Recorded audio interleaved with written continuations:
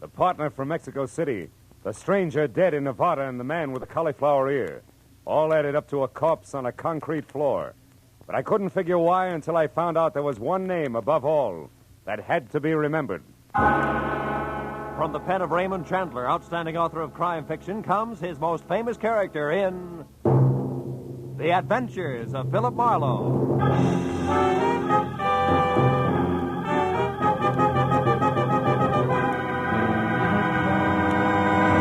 Now, with Gerald Moore, starred as Philip Marlowe, we bring you tonight's exciting story, The Name to Remember.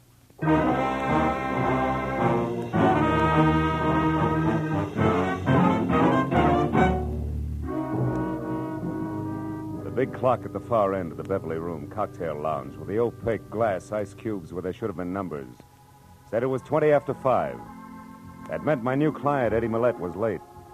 So sitting at an uncomfortable mushroom for two, I waited and worked on a long drink and stared down into the mirrored top of my table. I stopped staring when the reflection in the tabletop changed from red ceiling to gray Hamburg and pale blue eyes in an almost friendly face. I looked up to find easygoing Eddie Millette looking about as he had been a year ago. Dapper in draped flannel, carnation attached, and a thin smile on thinner lips. He sat down, took off his hat, and shook hands all in one quick motion.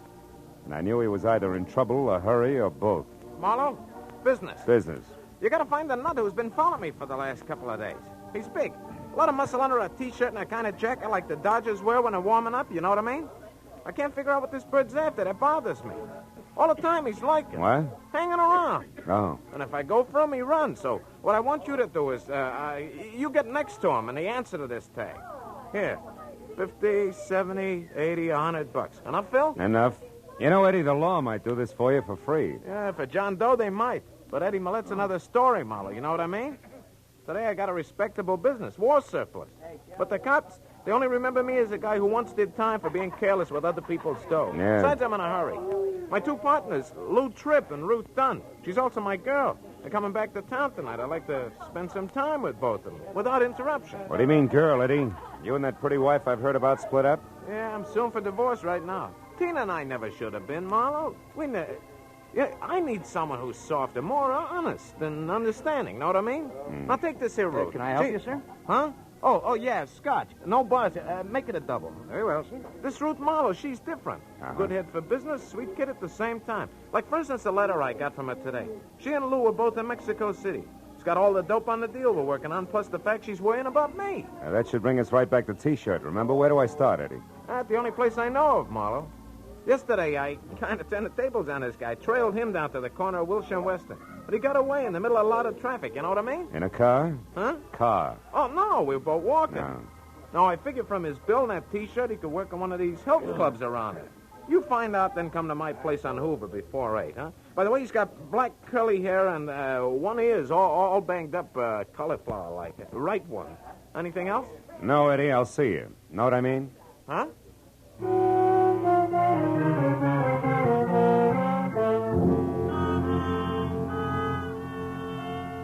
2 hours after I'd left Eddie Millette, I checked with a half a dozen hooray for health clubs in the neighborhood, smelled a lot of liniment, and came away with nothing more than distended nostrils. So at 7:30, I pointed my car toward 8400 North Hoover, in the hope that my client could give me something else to go on. The Millette home was well-groomed and sat sedately behind 50 rolling yards of carefully clipped hedge, and said the gardener must have gone to barber's college. So when I leaned against the front doorbell, I expected Eddie in at least a silk-lapelled smoking jacket with slippers to match. But when the door swung open, I got a surprise, because I was greeted instead by a lot of white T-shirt, and in front of that and coming straight for my head was a fist the size of a muskmelon. Oh! Okay, private detective hired by Eddie Millette in the Beverly Room. Get up. Don't so much as smile crooked or I'll twist your arm in two. What is it you want? Oh, one thing, a chance to bust you in the nose. What nerve. Yeah? Listen, stupid, if I had the time, I'd tie your arm into a square knot, then rip it off at the hinges and throw it away. But right now, I've got what I came for. I'm in a hurry, so you're real lucky. How about Eddie Millette, Muscles? How lucky is he? Very. He's inside, resting. Just like you're gonna be, mister.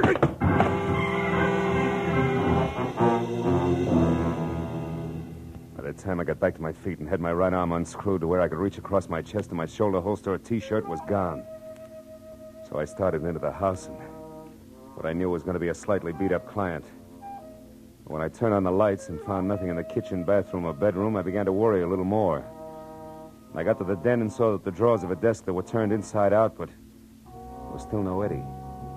I opened a side door and started out for the patio, which ran along the front of the house. But then at the staccato report of high heels coming up the flagstone path that led to the front door, I stopped and waited. When the lady, who was a quiet face and quiet clothes, came to a halt in the open doorway, puzzled, and called Eddie's name out loud, I figured this had to be Ruth Dunn, girlfriend and partner out of Mexico City. Where are you? So I walked back through the house to the living room. Eddie, it's Ruth. Eddie Millette, are you playing a game with me? Why, who are you? What are you doing here? I'm Philip Marlowe, Miss Dunn. I was hired by your boyfriend because he was worried about a bunch of muscles in a T-shirt with curly black hair, a cauliflower ear, and a brain you could drop through the hole in a lifesaver. Mean anything to you? Well, no, it doesn't. But where's Eddie, Mr. Marlowe, and why is the front door open like this, and why are all the lights on? In that order, I don't know where Eddie is. Front door's open because that's where T-shirt and I played Ben, the private detective, and all the lights are on because I was looking for Eddie. But he's not here anyplace? The bedroom, the kitchen? So far, no. Come on in here, see if this desk in the den adds for you, maybe. Drawers have been slightly rearranged by a very heavy hand. Incidentally, T-shirt was bragging about getting what he'd come for just as he collapsed me for the second time, so if you... Oh, the letters. They're gone. What letters? The ones I wrote to Eddie while I was on the road. He always kept them here in the bottom drawer. Were they business or pleasure? Well, business mostly, but I did talk of other things, too. Yeah, I know. Eddie mentioned that when he told me about you and Lou Tripp being due back tonight. Oh, by the way, where is Tripp? Why, I don't know. He left me in Mexico City the day before yesterday and said he'd be here tonight at the latest. Oh, surely, Marlowe, you don't think that Lou had anything to do with this? Could be. Letters are part business. And part love. So I'd say that the only person who could possibly be behind this is Mrs. Millette. Tina? Yes. And for the oldest and best reason in the world, Marlowe. Jealousy. Tina'd do anything to make Eddie and me unhappy. She could twist the innocent wording of those letters so that any divorced judge would see things her way. She's cruel, Marlowe, and she... Marlowe. Hmm? Under that door there that leads to the garage. It's blood, Marlowe. Stay over there, Ruth. Oh, Eddie. Eddie, are you... Oh, no.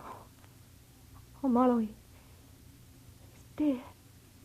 Isn't he? Yeah, honey. I'm afraid he is. Eddie Millette was dead. Real dead. Oh, Eddie. The right side of his head crushed in. And next to him and on the edge of the ugly pool of blood that had seeped under the door was the grease-coated tire iron that had done the job. I turned Ruth away, and it wasn't until we were back in the living room and she'd stopped sobbing long enough to take the double shot of brandy that I'd forced on her that I started for the telephone and the call of Detective Lieutenant Ibarra at Homicide. But before I could pick up the receiver, it went off. Hello? This is Lieutenant Ibarra at police headquarters. Ibarra? Huh? How great can service be? This is Marlowe. I was just going to call you. Did I dial your office number by mistake, Marlowe? No, no mistake, Lieutenant. I'm at Eddie Millette's. I've been working for him since this afternoon. What's up? Why the call? A dead man named Ellis Clay in a motel outside of Carson City, Nevada, Phil. Yeah? It looks like an accidental explosion in his room there, and the best the sheriff has for identification other than his name and the city, Los Angeles, is a blank sheet of letterhead paper from Eddie Millette's war surplus outfit. So I thought Millette might be able to help us out. Is he there? Yeah. And dead, Ibarra. Huh? Murdered with a tire iron sometime in the last hour. What? Mm-hmm. Any idea who did it? A muscle man in a T-shirt, maybe? But at the moment, Ibarra, the motive seems to be a little mixed. Say, wait a minute. I may be able to help you on that Nevada guy. Ruth. Ruth, do you know anything about a man named Clay in Carson City? He had Eddie's address on him when he was killed in an accident. Clay? Yeah. In Nevada? Mm-hmm. No, Phil, no, I don't. No. Hello, Ibarra. Yes? The girl here, who was one of Eddie's partners, never heard of him. All right, but that's unimportant now. What I am interested in is Millette's death. What's the address out there? And why It's is it you take so 8400 long North Hoover. North what? Hoover, as in vacuum cleaner. But look, if it's all the same to you, Ibarra, I'd like to move, and I think if I do it fast enough, I've got an even chance of catching up with this T-shirt.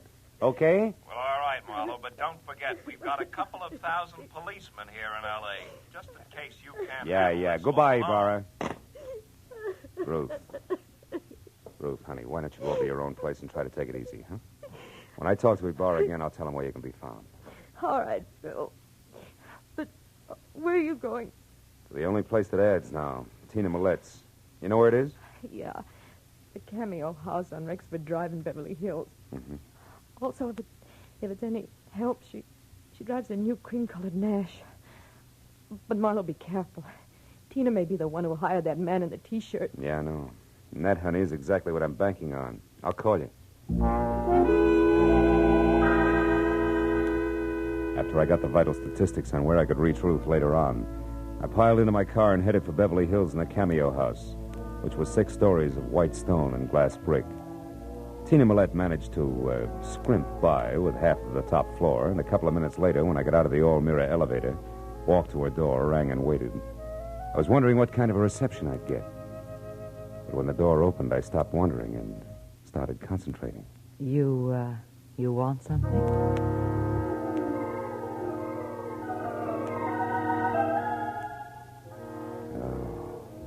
In something the texture of spun smoke rings. It stood 5 feet 6 inches over the threshold and must have weighed in at close to 120. With every inch a thing of beauty, and every pound just in the right place. I asked you if you wanted something. Do you? Mm-hmm. Yeah, the name's Philip Marlowe, Mrs. Millette. I'm a private detective your husband hired this afternoon. Why don't you let me in like a good little girl, huh? Because that's something I'm not. Now get out of here before I call the police. Well, probably on their way up here right now. Oh? Your husband's dead, Mrs. Millette. He was murdered. Eddie murdered? Yeah. Now, do you still mind if I come in? No, of course not. I don't know what to say. Oh, that's a trite line. What was that? I said you're acting and doing a bum job of it. Why, I ought to slap your face. Or call your boy with the muscles and have him go back to work on my arm for a while? What are you talking about? The lad in the white T-shirt who killed Eddie and then stole a bunch of letters that were going to help you lie your way through a countersuit for divorce. Would leave Eddie both broke and embarrassed. You don't make sense, bright boy. No? First of all, I don't know who you're talking about. And second, if I were going to file such a countersuit, why would I want my husband killed first? Maybe you didn't. We all make mistakes, Mrs. Millette. Which is only one man's opinion. So why don't I just pick up my coat here and let the perfect gentleman escort me to the nearest police station? All right, it's a date. I see you bowled quite a bit, Tina. Good enough to win that cup there from the Maplewood Alleys on Wilshire near Weston. Eddie figured a health club, and I went right along. Never thought about the bowling alley near there, and Yes, Marlowe? You were saying something? Yes, I was, but the little gun in your hand made me lose my place. Marlowe, I don't believe that Eddie's dead.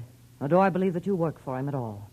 For my money, you're just a not-so-smart boy who was hired by that hussy Ruth Dunn. She's going to need an army of private detectives before I get through, and I mean that. Now back up through those doors and get out onto the fire escape. While you do what? Well, I find out exactly what's going on. I'll get out there. It's 6 long floors to the ground, Marlowe. And I hope with the first step you take that you trip, fall all the way, and break your neck. Goodbye, private detective.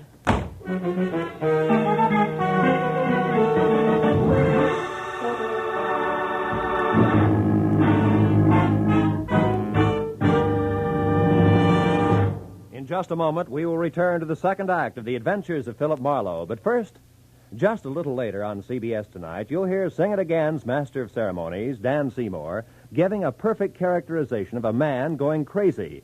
The reason? Well, Dan's got the biggest, hottest news in the history of quiz shows ready for announcement right after someone knocks off tonight's $20,500 Phantom Voice mystery. So be sure to hear Sing It Again tonight when it comes to you at 10 o'clock Eastern Time on most of these same CBS stations. And now with our star, Gerald Moore, we return to the second act of Philip Marlowe and tonight's story, The Name to Remember.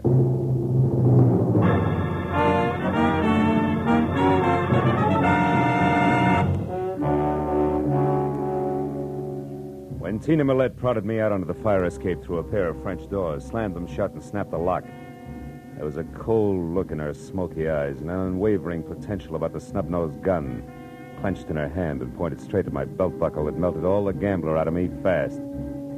So I watched quietly as she backed across the room to the hall door and out. I knew my chances of climbing down 6 flights of iron fire escape in time to head her off was an idiot's dream. So, kicked the panel out of one of the doors, reached through and finally got it unlocked. And I went back inside at the phone. Since the vixen was on the prowl with a gun in her fist, I figured the least I could do was pass the word along. Hello? Ruth, this is Marlowe. Oh, Phil. Have you found the letters? Not yet, but never mind that now. You got something more important to worry about because your guess on Eddie's ex-wife, Tina, was right on the button. You mean she's the one who's really after the letters? Yeah, that muscle man in the T-shirt is just doing a heavy work for her. And I've got a good idea that he's connected with a Maplewood bowling alley on Wilshire. Where are you now, Phil? In Tina's apartment, alone. I just lost a small debate with her. And get this, Ruth. She hates you, and she's the type who hates hard. Yeah. When she left here, she had a gun, and the chances are at least 50-50 that she's coming your way. So keep your doors locked and stay away from windows, savvy? Yeah, okay, Phil. Oh, one more thing before I shove off. Has Millette's partner, Lou Tripp, shown yet? No, at least he hasn't called me. Uh-huh. But where are you going, Phil? That bowling alley on Wilshire. Only this time I'm swinging first.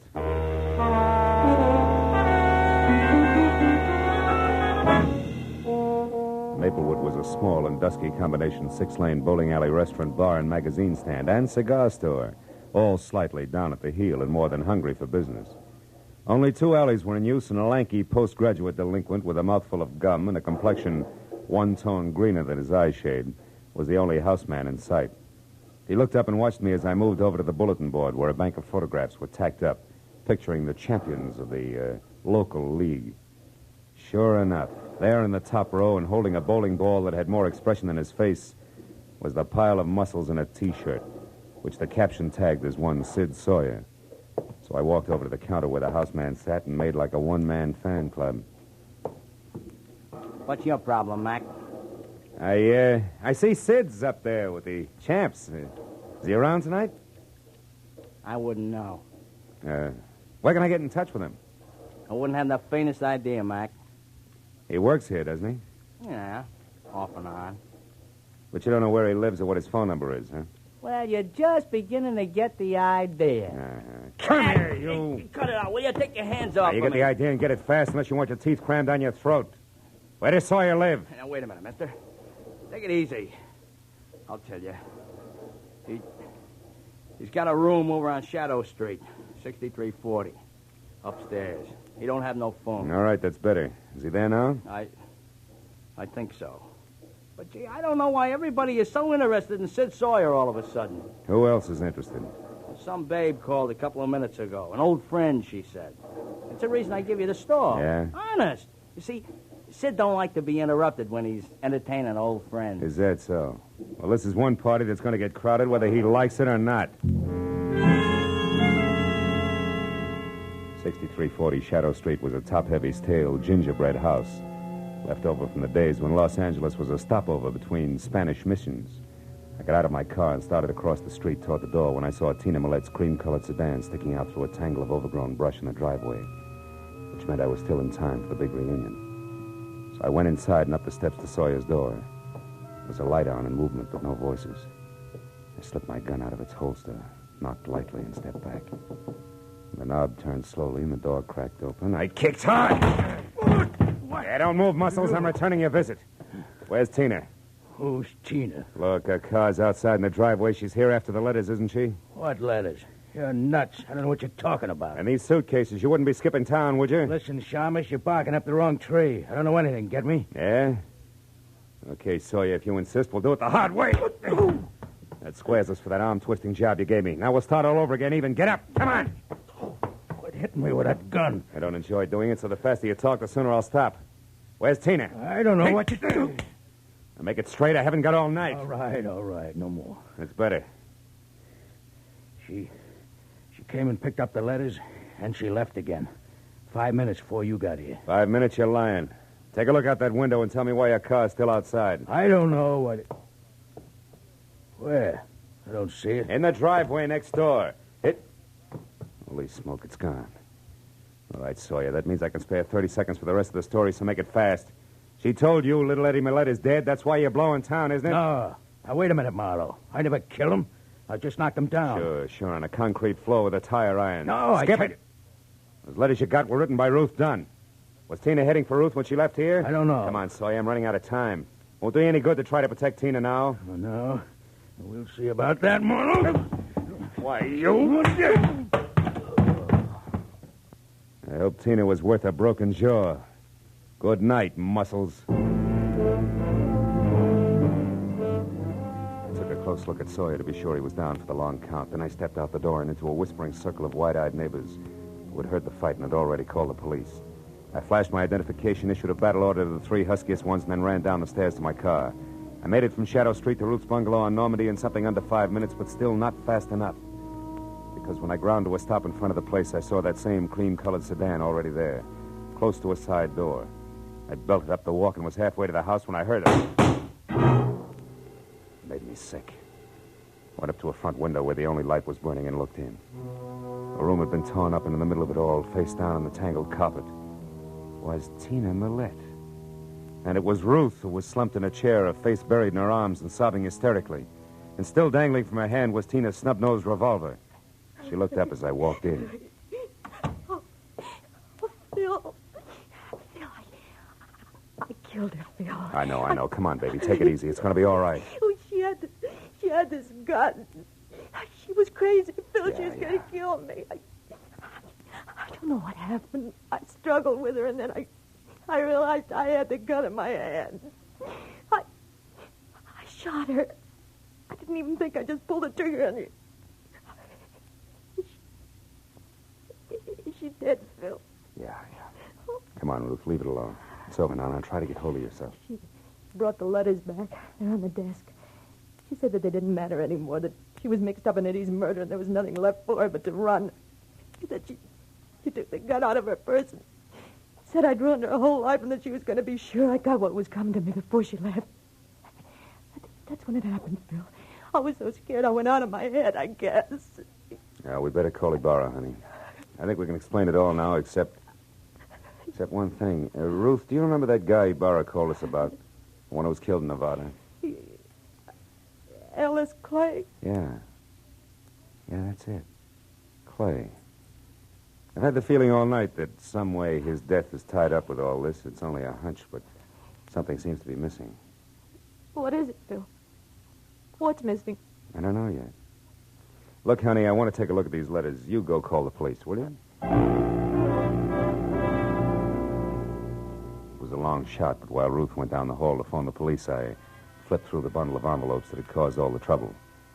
And the long shot began to pay off.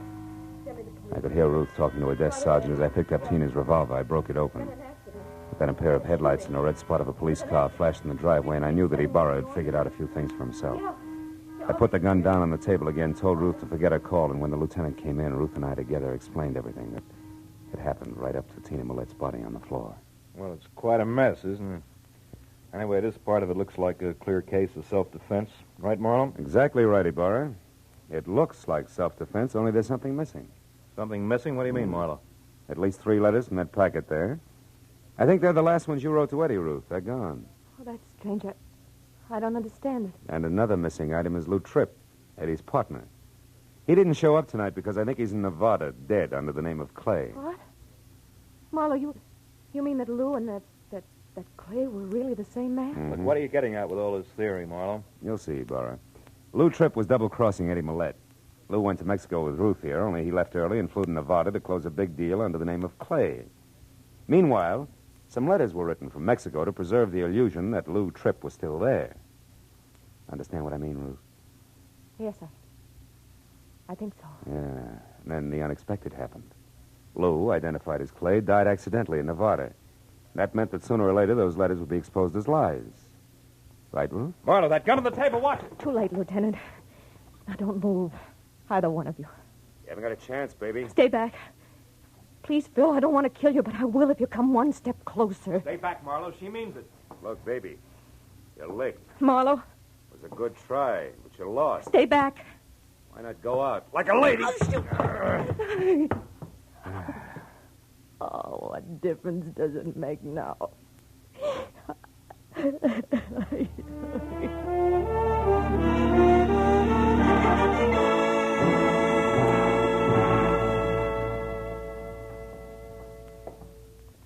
Well, Marlowe, when she crack. She really went to pieces and told the whole story. Yeah?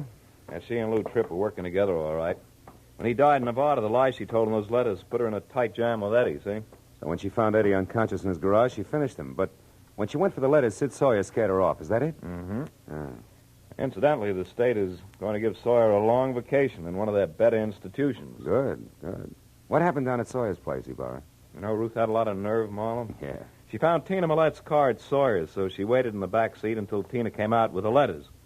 Then she sapped her, drove the car to her house, and faked that slick self-defense setup. And she still doesn't know where she made the mistake that caught her.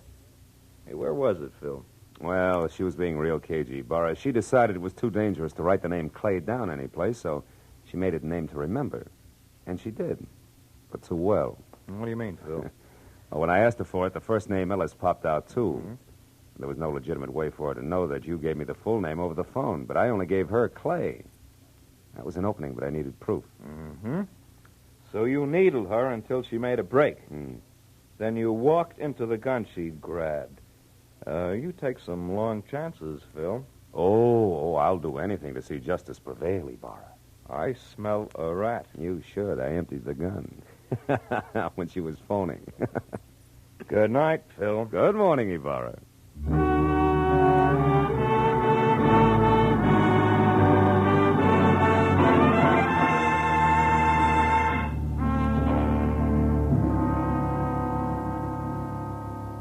When I left police headquarters and walked to my car, first gray streaks of a new day were breaking in the east.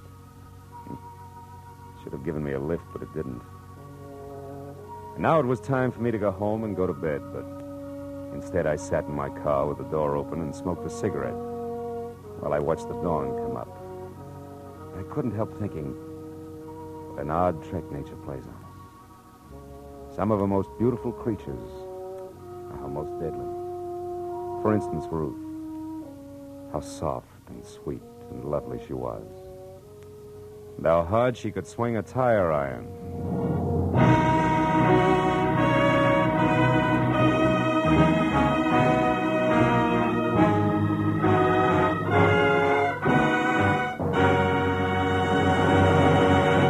The Adventures of Philip Marlowe, created by Raymond Chandler, star Gerald Moore, and are produced and directed by Norman McDonald. Script is by Mel Donnelly, Robert Mitchell, and Gene Levitt. Featured in the cast were Gene Bates, Paul Frees, Yvonne Patey, Jack Moyles, and Jerry Hausner. Detective Lieutenant Ibarra is played by Jeff Corey. The special music is by Richard Orant. Be sure and be with us again next week when Philip Marlowe says... It was hot and still, an August night in the middle of April. But that didn't matter to the striptease dancer in the golden mask, because murder made her blood run cold the night the heat wave struck.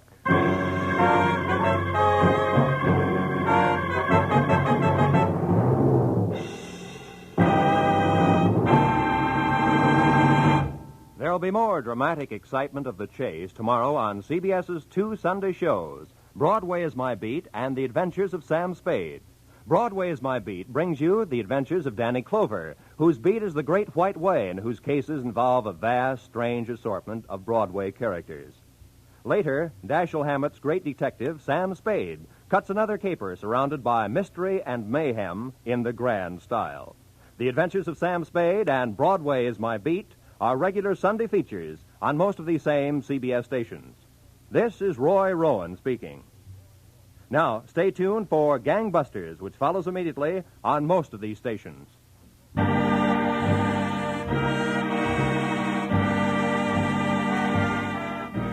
This is CBS, the Columbia Broadcasting System.